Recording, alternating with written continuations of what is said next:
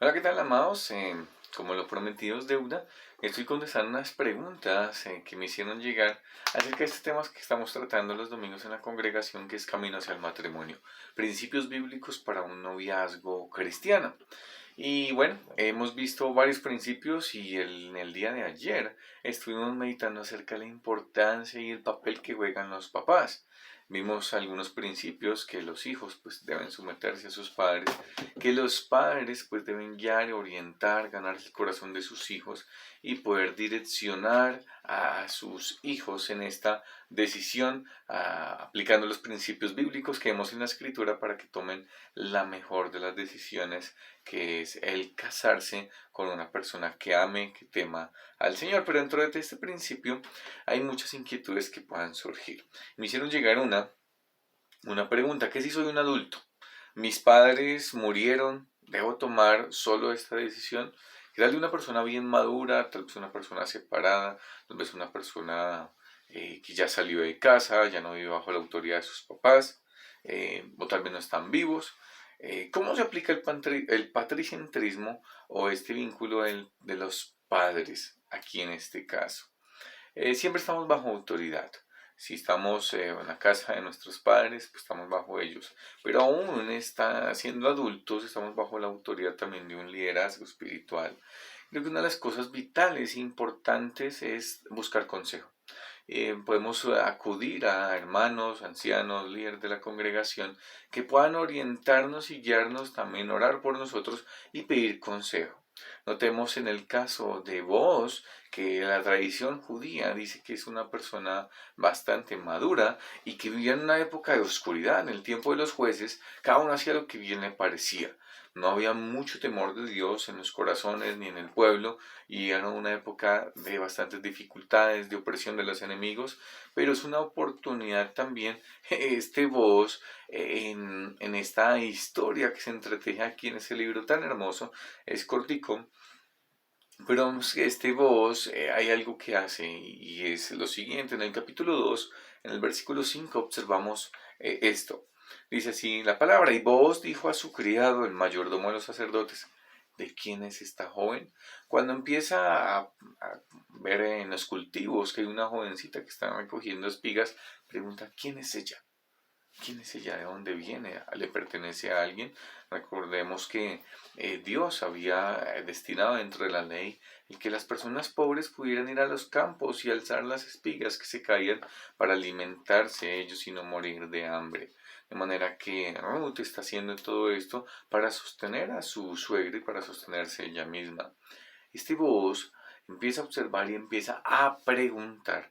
De manera que es una labor importante el consultar, el preguntar, porque en esto pues Dios ha delegado la autoridad también, y allí podemos encontrar pues consejos bastante sabios. Notemos también en el mismo capítulo 2, en el versículo 11, dice: respondiendo Booz le dijo: he sabido todo lo que has hecho con tu suegra después de la muerte de tu marido, y que dejando a tu padre y a tu madre y a la tierra donde naciste, has venido a un pueblo que no conociste antes. Notemos, y la frase que quiero destacar en ese versículo 11 es: he sabido todo lo que has hecho. ¿Qué es lo que está detrás de esa frase? Que vos está conversando con Ruth en ese mismo capítulo, y lo que está detrás es que él ha preguntado, que él ha indagado, que él ha estado en una investigación, en una observación objetiva. De manera que si eres un adulto, quieres tomar esta decisión, tal vez tus padres ya no vivan, tal vez ya partieron con el Señor, pero es importante pedir consejo, es importante tener la opinión de personas maduras que te puedan orientar y decir qué piensas acerca de esta persona. ¿Piensas que ama al Señor? ¿Piensas que tiene un buen carácter? ¿Cuál es tu opinión frente a esto? Y escuchar a personas maduras es una buena opción en este caso. Siguiente pregunta: ¿qué si mis padres son incrédulos? ¿Debo tener en cuenta su consejo? Bueno, Dios manda a honrar a padre y a madre. Y notemos que en la Biblia no es un mandamiento que sea condicional. Dice: honra a tu padre y a tu madre si son creyentes. Honra a tu padre y a tu madre si ellos aman al Señor. No, Es un mandamiento que es totalmente incondicional y pues hay bendición en poderlo hacer. Ahora, sabemos que en el mundo, si nuestros padres son incrédulos, yo quiero tener un noviazgo en el Señor, en el mundo es como una locura que yo, ay, pedirle permiso a mi padre, pedirle consejo a mi papá acerca de esta persona, pedirle la opinión acerca de qué piensa ese chico, de esta chica, sea cual sea el caso. Para ellos es como una locura, porque en el mundo el noviazgo se vive sin la intromisión, sin la supervisión, sin el consejo paterno.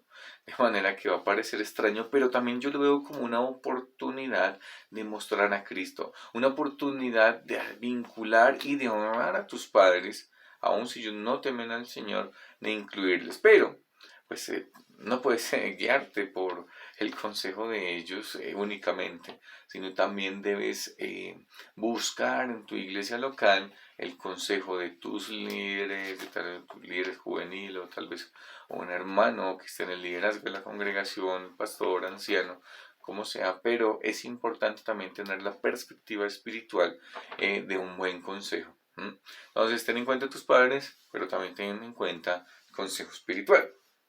Otra pregunta que me hicieron, estuvimos hablando de la pureza, estuvimos hablando de esa práctica que se hace de las citas y que es comúnmente aceptada por Hollywood, por nuestra sociedad, dice algo en lo que hemos caído, pero a la vez también analizar cuáles son los límites y los marcos en los cuales vamos a fijar para estas citas. Ahora, me preguntaba alguien, ¿cómo conocer a alguien sin tener citas? ¿Cómo conocer a alguien sin tener citas?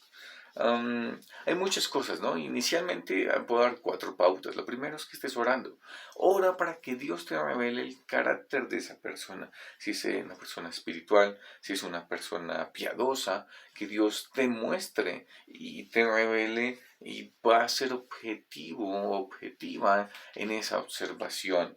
Entonces, que tú puedas dejarte guiar por Dios, no por tu vista, no por el gusto, no porque es que es muy atractivo, porque es muy bonito, porque es muy simpático, porque es muy simpática, sino que verdaderamente podamos observar si es una persona que ama al Señor, que ama las cosas de Dios, es una persona espiritual. Lo segundo es que observes bien. Y la observación es la mejor manera de conocer a alguien en diversos contextos. Entonces, yo debo estar orando, pero también observando cómo es su comportamiento, cuáles son sus publicaciones en las redes sociales, cómo es su expresión, qué es lo que habla, tiene la palabra en su boca, es una persona que se avergüenza del Evangelio, es una persona que habla del Señor, que comparte su fe, cómo toma las decisiones y de pronto en una conversación que tú tengas con esa otra persona te cuente acerca de, mira, tengo tal plan, en el trabajo me pasó esta situación, cómo enfrenta las crisis, cómo trabaja bajo presión, preguntar y pensar en, ¿está preparado en su papel como varón?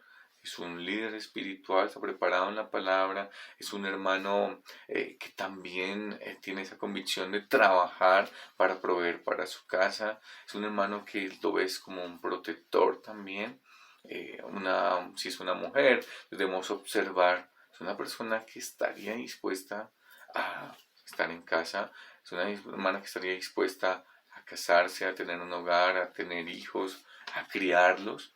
Son cosas que debemos considerar y observar y que aún en la misma interacción se pueden dar cuenta de si es una persona espiritual o no.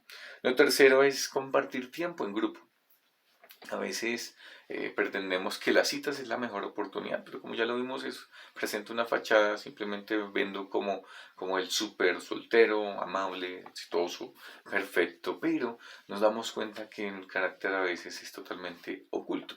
Pero cuando estamos en contextos grupales, compartiendo en las casas, teniendo comunión con hermanos, con otras familias, podemos ser objetivos en la observación y darnos cuenta, esta persona es servicial, esta persona ama al Señor, esta persona lee la Biblia, esta persona tiene comunión con Dios y eso se va a notar aún en su manera de hablar, cuál es su comportamiento con las otras chicas, cuál es el comportamiento de esta chica con los varones de la congregación.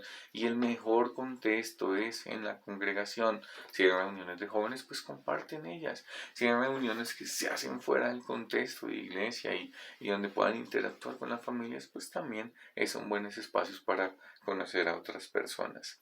Pero también es importante preguntar. Pregunta a otros acerca de esa persona.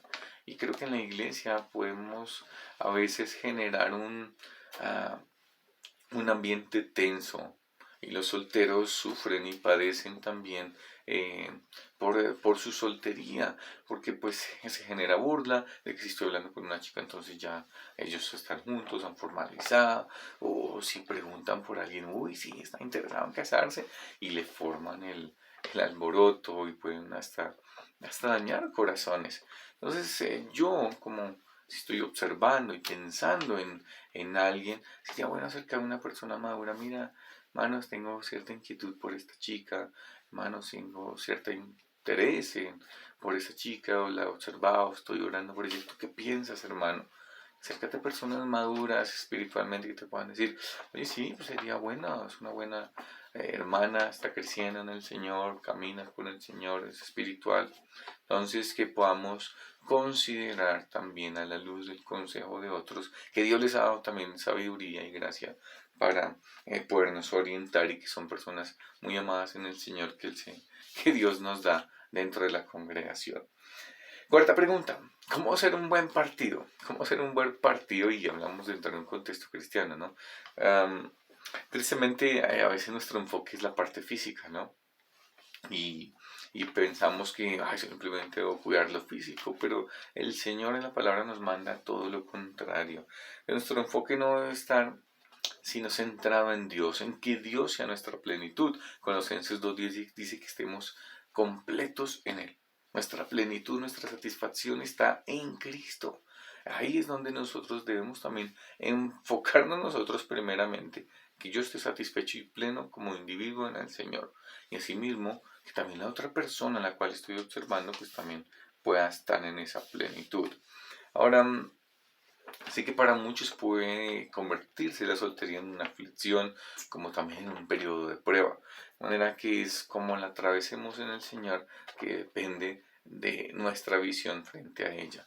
Para muchos la soltería es una aflicción tremenda, es una prueba supremamente dura, pero a los ojos de Dios la soltería es una bendición. El apóstol Pablo en 1 Corintios 7 habla de muchos aspectos vitales de la soltería, y entre ellos menciona que el soltero vive para agradar al Señor. Tienen más tiempo. Y tu tiempo deberías emplearlo en agradar al Señor. El casado tiene cuidado de cómo agradar a su esposa. De manera que pone sobre la balanza el apóstol Pablo la soltería versus el casado, y muchas ventajas. El matrimonio está enfocado hacia mostrar a Cristo en la iglesia, hacia mostrar esas verdades del Evangelio. El matrimonio está también enfocado hacia la meta de la santificación. Pero la soltería es una bendición también si la vemos a la luz de la palabra, en fe, aceptando también lo que Dios tiene para nosotros. Pero también es legítimo el preguntarle a Dios, ¿tú quieres que me quede soltero?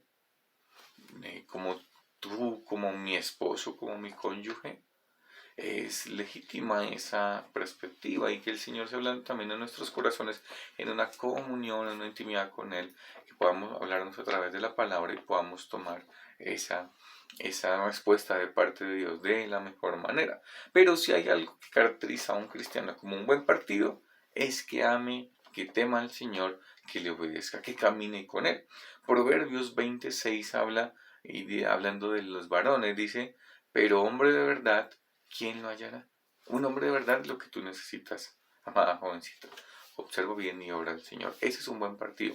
Un joven que ama al Señor, que ama a Dios, que ama las cosas de Dios y que quiere caminar con Él. Y una mujer que es un buen partido es aquella que dice Proverbios 31:30, engañosa es la gracia y vana la hermosura.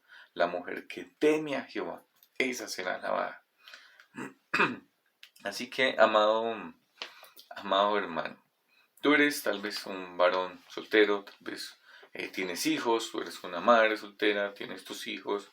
Lo que te hace un buen partido no es tu posición económica, no es tu trabajo, no son tus bienes, sino que ames al Señor. Modo soltero, la posición social no importa, no influye tanto, no te hace un buen partido. Ya en el mundo te venden eso, pero en el Señor es el amor por Dios. Un hombre de verdad, una mujer virtuosa, una mujer que teme a Dios, esa será alabada.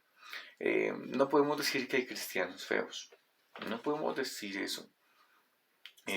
Muchos dicen y dicen con chiste, ay no, es que yo soy muy feito y no tengo la más mínima esperanza. Pero sabes que la Biblia nos dice que si tememos y amamos al Señor, nuestro carácter es formado. Y el cristiano tiene un no sé qué, un no sé dónde, una gracia especial del Señor que le hace atractivo cuando nosotros estamos enfocados en una comunión con el Señor, creciendo en Él. Y dice un escritor, la belleza más grande que tiene un cristiano es un carácter semejante al de Cristo, que pesa más que cualquier piedra preciosa. Imagínense, si una persona con este físico, un narizoncito como yo, consigue una bella esposa, ¿cuánto más cada uno de ustedes, amados hermanos? Entonces hay esperanza en el Señor, seguir creciendo en comunión con Él. El temor y el amor por el Señor es lo que nos hace un buen partido. Somos creados a su imagen y semejanza, y qué mejor que nosotros tener nuestra plenitud y nuestra satisfacción en el Señor, y Dios a su tiempo, si está en su buena voluntad, si Él quiere que te cases, pues te dará una esposa, un esposo para ti. Amados, gracias por su atención. Si tienen alguna pregunta, alguna inquietud, pues ya saben, allá en la congregación tenemos un buzoncito donde están depositando sus preguntas, pero también las pueden escribir a través de este video. Que el Señor les bendiga. Muchas gracias por su atención. Un abrazo y chao, chao.